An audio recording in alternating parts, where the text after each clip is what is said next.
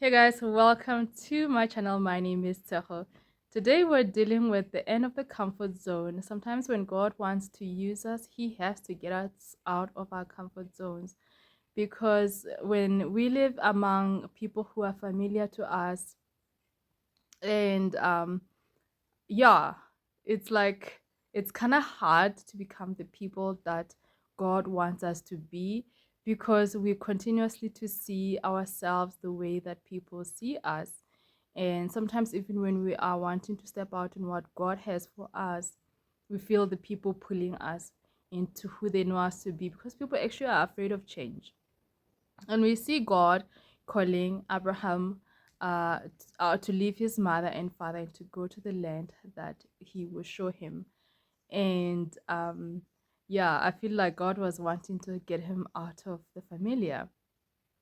So we live in a rural community, and sometimes when I read the Bible, I see a lot of rural African community. I don't know if any other communities can see themselves in the Bible, but I see a lot of rural African community in the Bible.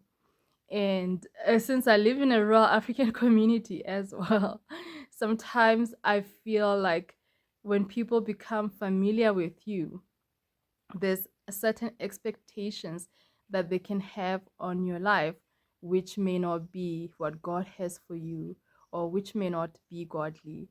I'll give you an example. So Amar and I, we are trusting God to bless us to the point where our provision is not just for us, we can be a blessing to other people. And as God bless us, honestly, we've been a blessing to other people.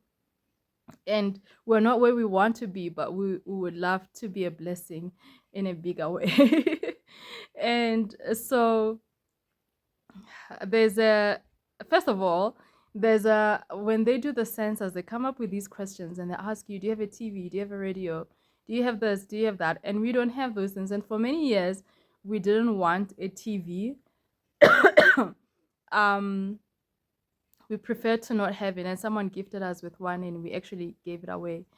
It was an old TV, but now we want a smart TV. And especially doing Bible club with children, sometimes it's easier to go onto the internet to teach them things and show them things and to expose them to a little bit more than what they're familiar with. So a TV is helpful in that respect.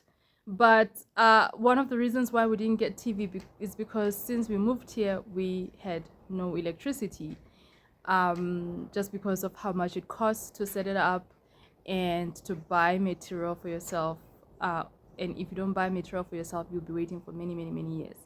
So anyway, so they ask us, do you have a TV? Do you have a radio? Do you have this? Do you have that? And one of the question was, how do you dispose your litter? And obviously in a rural setting, you dig holes and then you put your rubbish in the hole and you burn your rubbish in the hole. And so when you give answers like that, I feel like their questionnaire, it's like those answers are answers for poor people.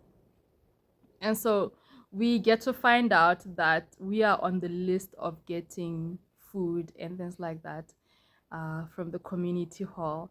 And so we're like, no, we are trusting God to bless us so that we can be a blessing to other people. And that's our heart. We cannot be queuing with people who actually have need, and we don't have need. God has looked after us. We've never been without food. Um, yeah, therefore it wouldn't be right. There are widows, there are orphans who could use those services. There are grannies who look after their grandkids while their children are outside the country looking for work. There are people who could benefit from those services, but for us to want to tap into those services, it would be a waste. um it just wouldn't be right. Anyways, so we get this granny coming to confront us about the fact that we don't go and get food stuff from the community hall. And my husband, who likes to keep community relationships and he likes peace with people, peace with all men, he says to me, he now wants to give in because he wants to have peace with all men. and I'm saying to him, no, you can't do that. You can't be asking God to help you to be a blessing and give in to the demands of people in the community when that doesn't agree with your worldview. And that's the thing with community. It's good to be part of community. It's good when people are mourning to mourn with them, when they are celebrating to celebrate with them, according to your ability as well. And sometimes even those expectations can be a lot. And sometimes life demands that we're elsewhere, people are at work, certain things take place, like meetings at the hall, they take place when people are at work. Certain meetings take place on Sunday, and majority of people who are believers, they worship on Sunday and things like that. So there's all these complaints, and your community will put you down. I remember one of the things that he has said to me when we first moved here. It was again another thing of wanting to give in to the demands of the people. And he was like, well, if God is going to use us in this community, we have to play ball. And I was just reminding him that he's been called by God. He wasn't called by the people, so he shouldn't worry about God's call and things like that. So I can see why God would call Abraham and Sarah to get out of the land of the familiar, so that he can use them. And as well, Abraham and Sarah, Abraham, his name means father of many nations, and God had changed him from Abram, which also has to do with being a father. And they had no children. So again, the community will forever see him as this childless man, and God has a call for him to be a father of many nations, and they will never see him the way that God sees him. So one way of getting out of our comfort zone is for God to call us out of the familiar. Remember Jesus when he was ministering, and how it says that he went to many places doing many miracles there, but in his own community it says that he didn't do much work there. Remember, the people were saying, isn't this Jesus the son of Mary and Joseph? Aren't his father and mother here with us? And it's that familiarity breeds contempt. um yeah, he was that boy. They still remember the boy who grew up in the community, running after his dad doing carpentry, and so they couldn't see the man that he had become. And they didn't see how God could possibly use him, and so therefore they missed out on his call and his gift, whereas the people from other towns benefited from the work that he was doing. Secondly, God can ordain a Pharaoh who knew not Joseph. So Amon and I were serving at a church full time. And basically, when I moved to Zim, and Amon had been working full time as an artist, but as he was getting more involved in church, and as he was called to leadership, he felt like he was needed at the church, and basically he left the work that he was doing with Artidin, immediately just dump it. What happened is he more and more stopped doing his art. Um, and sometimes we get people calling him to make frames for them and stuff like that. But the more he had moved away from working in the city and he was more at the church, the less contact he had with the people. And ultimately, he became more full time in ministry, and his art died. So anyway, we were fully dependent on our work at the church. And so the former leadership that was leading, while he was there, he had great favor with the leaders. It wasn't just the lead elder of the church, but also just all the elders and deacons. He had favor. But with the new leader, he had zero favor. He had no favor at all.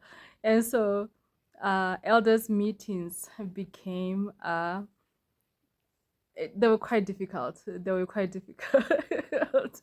We were unequally yoked. The pastor had a different vision from what we had. So we were getting excited with people maturing in the Lord, getting excited with people growing in home groups, growing in the Lord. But he was more trying to build a modern church, and he wanted the lights, the smoke machine, the big parking, the things that you see when you see like a nice big church in South Africa. in Zim, we're not where South Africa is at, and the culture of the people is a totally different.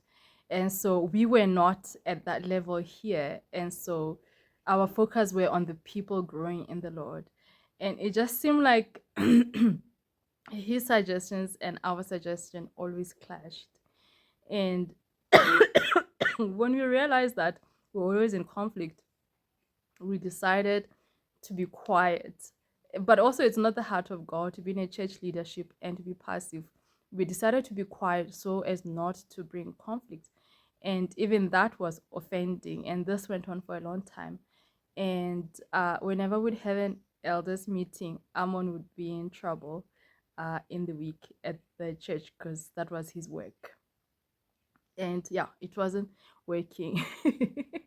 God had sent us a Pharaoh who knew not Joseph to help us to get out of our comfort zone. So that's one way of how you can get out of your comfortable place to where God is wanting to take you.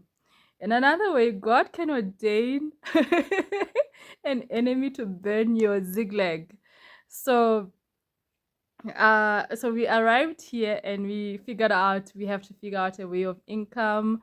Art is not moving. Amon has lost his contacts. Yeah, so we start with a gas idea. We thought it was a brilliant idea.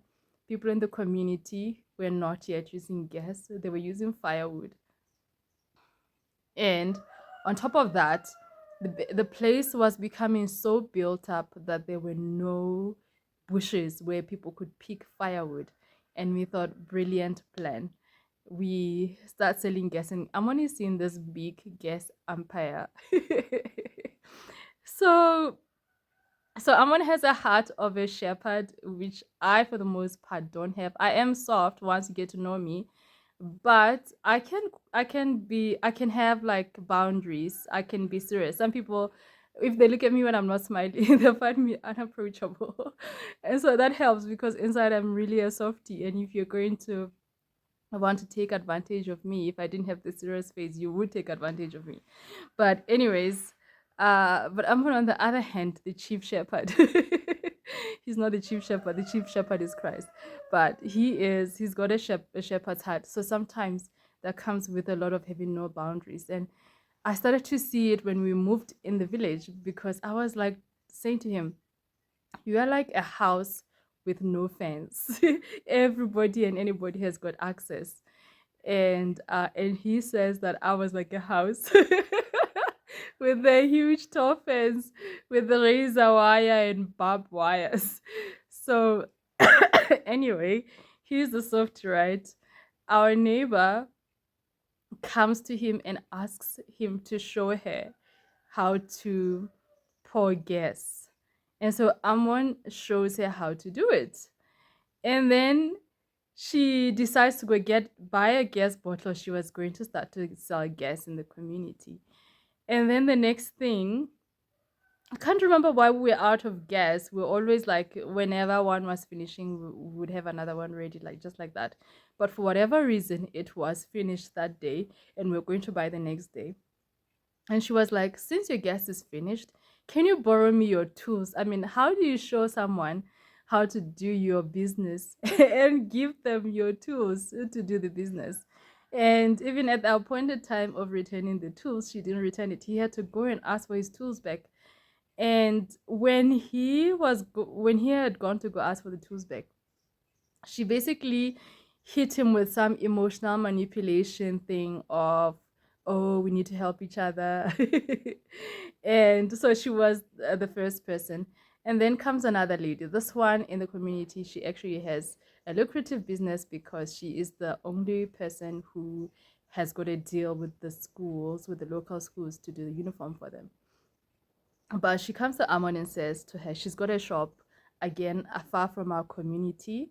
Yeah, so she comes to Amon and asks, it's like within the village but a bit far. She comes to ask if she can if Amon can teach her how to pour gas because she wants to start this business for her son who has recently returned home. And Amon is like, "Oh, okay, because it's for her son and it's going to be at a shop that's far from us. It doesn't matter if she's not targeting the same customers, right?" And before we knew it, the lady was selling it here. Another guy from another area in this village, also a bit far, where the schools are at, he also started to first he opened in the other section of the village where most of our customers were coming from, and then he started to drive to our area. I started delivering at houses.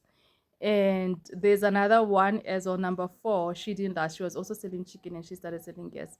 I think she figured the gas profits were low and she didn't do as well as she thought that it was going to work, and she did it for only like a month or two.